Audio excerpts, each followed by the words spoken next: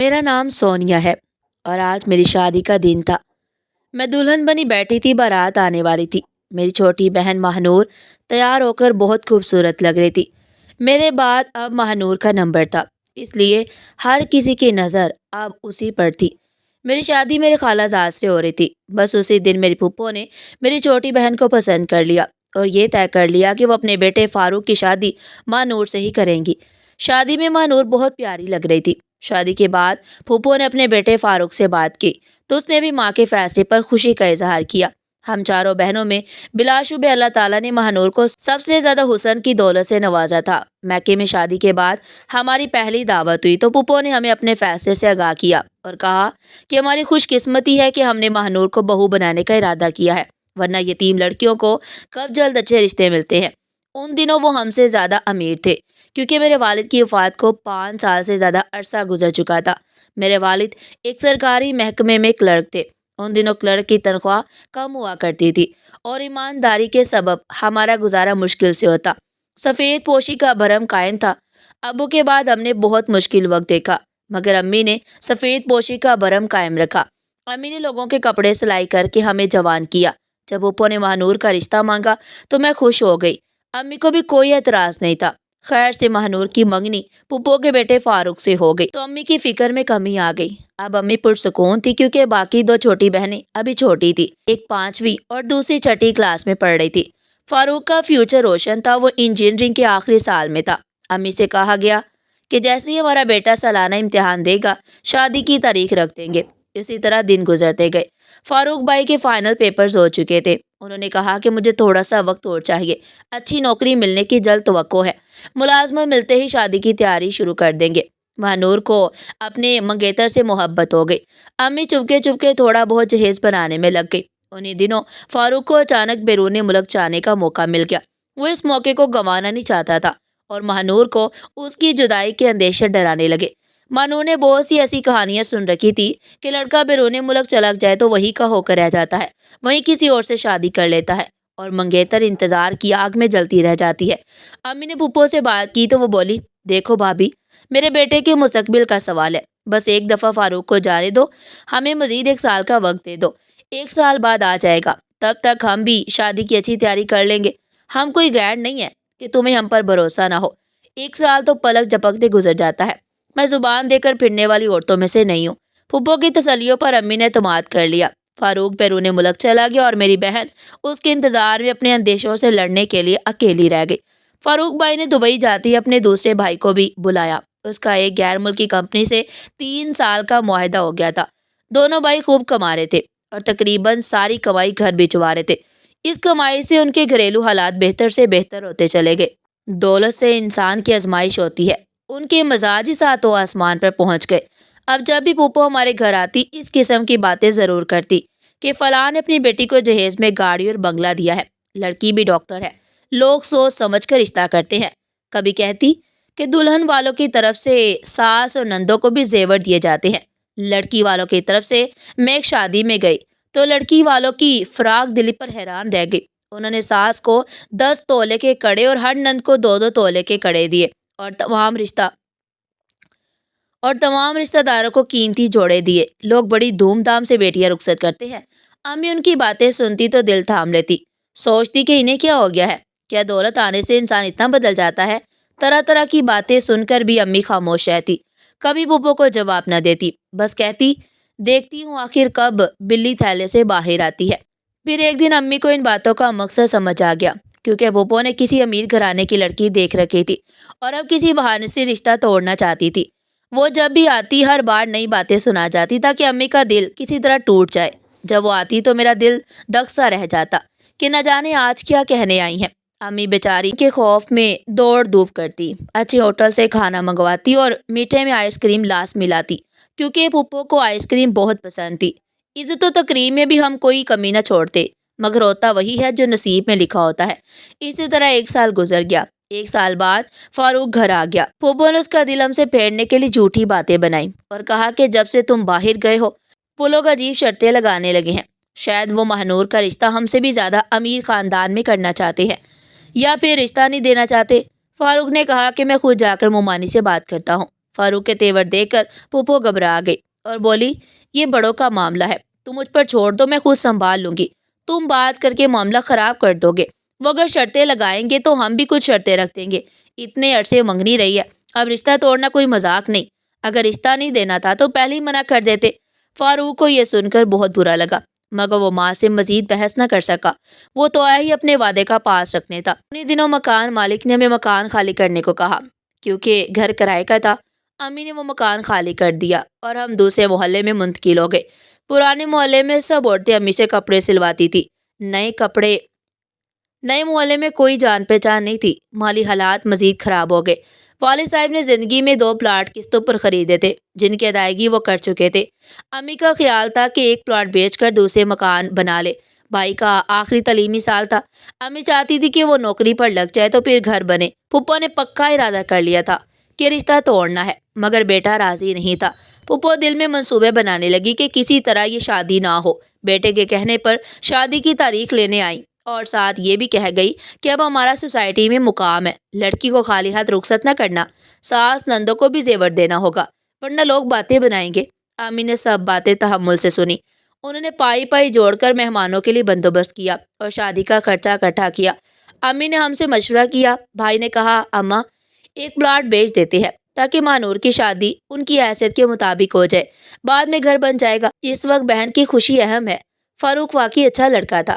امی نے سوچ بچار کے بعد پلاٹ فروخت کرنے کا فیصلہ کیا۔ بھائی نے جلدی میں پلاٹ کم قیمت پر بیچ دیا کیونکہ شادی کی تاریخ قریب تھی۔ امی نے پھپھو اور ان کی بیٹیوں کے لیے سونے کے ہلکے زیور بنوائے۔ ان کا خیال تھا کہ یہ سب کر کے بیٹی کے لیے خوشیوں بھرا مستقبل خرید لیں گی۔ ادھر ماہنور ماں کی اس قربانی پر پریشان تھی اور ادھر فاروق کو ذرا خبر نہیں تھی کہ اس کی ماں کیا کھیل کھیل رہی ہے۔ ماہنور مائیوں کا اٹھن لگانے سے پہلے ہی زرد بڑھ گئی۔ ڈھولک کی تھاپ پر اس کا دل ایسے دھڑکتا جیسے اسے اس کی آواز میں توپوں کی گرج سنائی دیتی ہو۔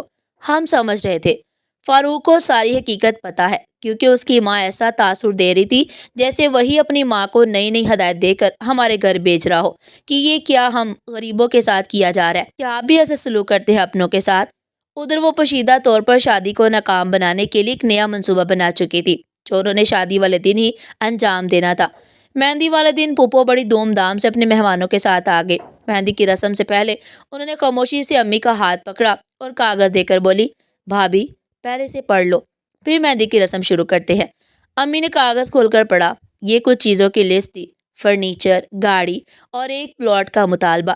یہ پڑھ کر امی کے ہاتھ لرزنے لگے، منہ کھلے کا کھلا رہ گیا۔ امی انہیں کہنے لگی میں اس وقت تمہارا یہ بھاری مطالبہ کیسے پورا کر سکتی ہوں؟ آخر تمہیں ہو کیا ہے؟ اگر سب درکار تھا تو پہلے دن ہی بتا دیا ہوتا۔ تم ہماری مالی حالت سے اچھی طرح واقف ہو۔ اب تو کارڈ بھی سب جگہ بڑھ چکے ہیں۔ آج مہندی کا دن ہے، اس وقت ایسا مطالبہ نہ کرو جو میں پورا نہ کر سکوں، کیونکہ تم اپنی اور ہماری عزت سے کھیل رہی ہو۔ اگر یہ سب چیزیں نہ ہوں تو بھی ہماری عزت میں کمی آئے گی۔ دیکھو بھابھی، مجھے پتا ہے بھائی جان مرحوم نے اپنی زندگی میں 2 پلاٹ خریدے تھے، وہ تم نے کس دن کے لیے رکھے ہیں؟ یہی وقت ہے اپنی عزت بنانے اور شان و شوکت دکھانے کا۔ ارے بھابھی انہیں بیچ دو، اپنی بیٹی کی عزت بچاؤ۔ امی نے ان سے کہا ایک بیچ دیا ہے تبھی شادی کے اخراجات پورے ہو رہے ہیں، دوسرا کیسے بیچ دوں؟ اتنی جلدی کیسے بکے گا؟ کچھ تو خدا کا خوف کرو، تم قیمت لگا لو، میں خرید لیتی ہوں، فرنیچر سے کام چلا لیں گے۔ ارے بھائی جو چیزیں دلہن لائے گی وہی تو استعمال کرے گی، ہمارے پاس پہلے ہی اللہ کا دیا سب کچھ ہے، یہ تو آپ لوگوں کی عزت بنانے والا معاملہ ہے۔ امی اس سے زیادہ نہ سن سکی، وہ پلنگ پر بیٹھ کر پوٹ کر رونے لگی۔ امی کو روتا دیکھ کر میں ان کے پاس بیٹھ گئی۔ جب ساری بات معلوم ہوئی تو میں نے پھپھو سے کہا آپ نے بہت کم وقت میں ہمیں امتحان میں ڈال دیا ہے، بہرحال آپ بیٹھے، میں تھوڑی دیر میں اپنے شوہر سے بات کرتی ہوں۔ ماہنور ایک طرف مائیوں بیٹھی تھی، اس کی سہیلیاں پاس تھی۔